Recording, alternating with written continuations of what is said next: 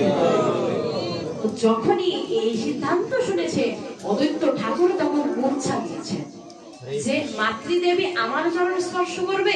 এই বাক্য শোনার আগে আমার কেন প্রাণ গেল না, আমি কেন দেহ ত্যাগ করলাম না।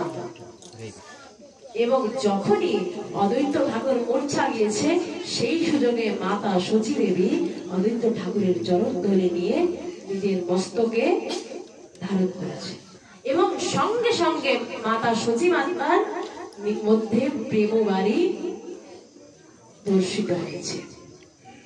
সঙ্গে সঙ্গে মার মধ্যে সেই প্রেম ভক্তি বীজটি অঙ্কুরিত হয়েছে।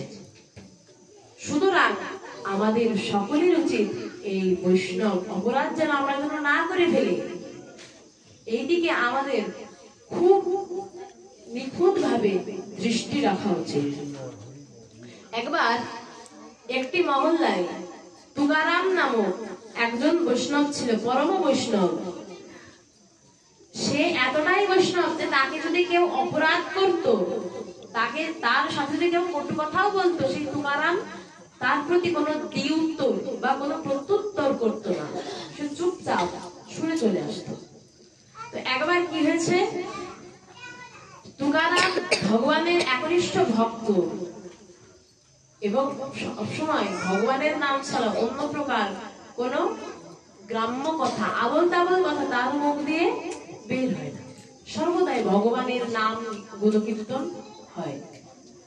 তো যে ব্যক্তি সবসময় ভগবানের নাম গুণকীর্তন করে সবাই তো তাকেই পছন্দ করবে নাকি।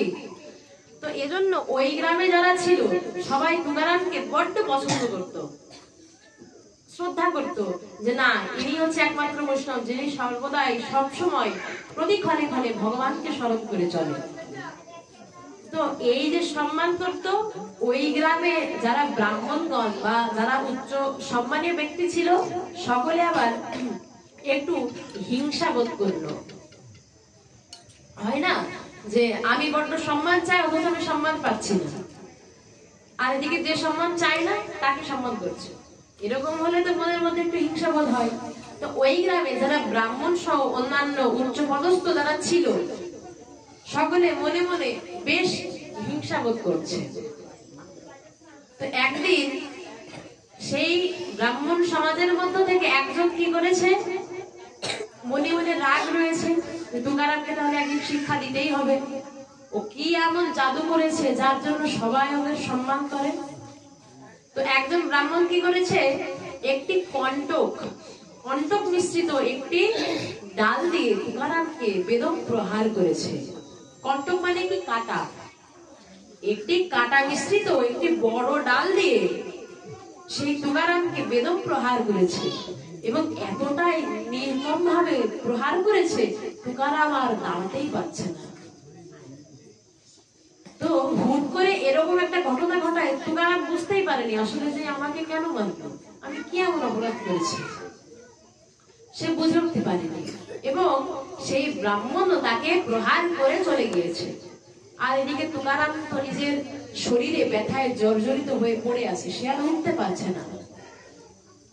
তখন সে তার গৃহে এসে চুপ করে শুয়ে শুয়ে ভগবানের নাম কথা শ্রবণ করছে এবং তিনি ভাবছে যে হয়তো আমি অজান্তেই কোনো অপরাধ করে ফেলেছি, এজন্যই হয়তো তিনি আমাকে সংশোধনের জন্য হয়তো এরূপ শিক্ষা দিলেন। দেখুন বৈষ্ণবের কত মহিমা, বললেন যে নিশ্চয়ই আমি কোনো ভুল করেছি, অপরাধ করেছি, সেই অপরাধটি সংশোধনের জন্য তিনি আমাকে এরূপ ভাবে শিক্ষা দিয়েছেন। শিক্ষা বললেন তাও, মারার কথা কিন্তু উচ্চারণ করলেন না।